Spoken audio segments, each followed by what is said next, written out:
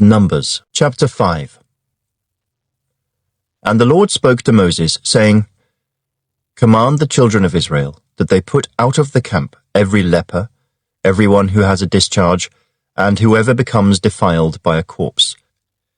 You shall put out both male and female.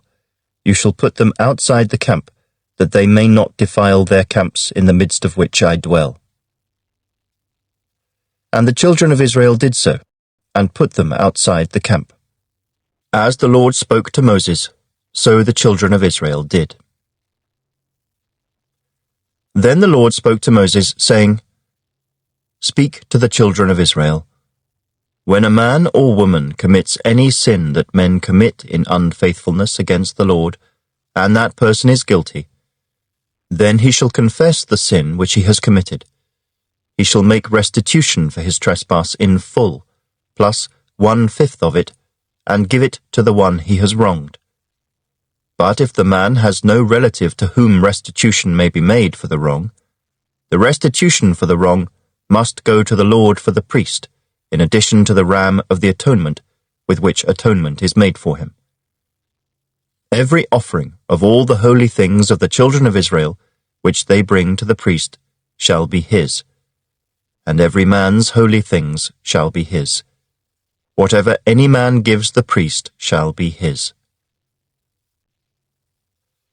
And the Lord spoke to Moses, saying, Speak to the children of Israel, and say to them, If any man's wife goes astray and behaves unfaithfully toward him, and a man lies with her carnally, and it is hidden from the eyes of her husband, and it is concealed that she has defiled herself, and there was no witness against her, nor was she caught.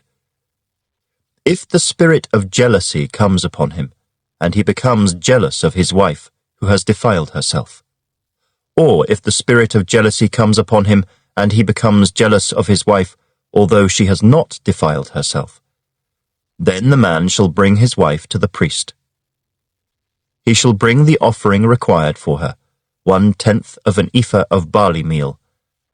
He shall pour no oil on it, and put no frankincense on it, because it is a grain offering of jealousy, an offering for remembering, for bringing iniquity to remembrance. And the priest shall bring her near, and set her before the Lord. The priest shall take holy water in an earthen vessel, and take some of the dust that is on the floor of the tabernacle, and put it into the water. Then the priest shall stand the woman before the Lord, uncover the woman's head, and put the offering for remembering in her hands, which is the grain offering of jealousy. And the priest shall have in his hand the bitter water that brings a curse. And the priest shall put her under oath, and say to the woman, If no man has lain with you, and if you have not gone astray to uncleanness while under your husband's authority, be free from this bitter water that brings a curse. But if you have gone astray while under your husband's authority, and if you have defiled yourself, and some man other than your husband has lain with you, then the priest shall put the woman under the oath of the curse, and he shall say to the woman, The Lord make you a curse and an oath among your people, when the Lord makes your thigh rot and your belly swell. And may this water that causes the curse go into your stomach, and make your belly swell and your thigh rot. Then the woman shall say, Amen, so be it. Then the priest shall write these curses in a book, and he shall scrape them off into the bitter water, and he shall make the woman drink the bitter water that brings a curse, and the water that brings the curse shall enter her to become bitter. Then the priest shall take the grain offering of jealousy from the woman's hand, shall wave the offering before the Lord, and bring it to the altar. And the priest shall take a handful of the offering, as its memorial portion, burn it on the altar, and afterward make the woman drink the water.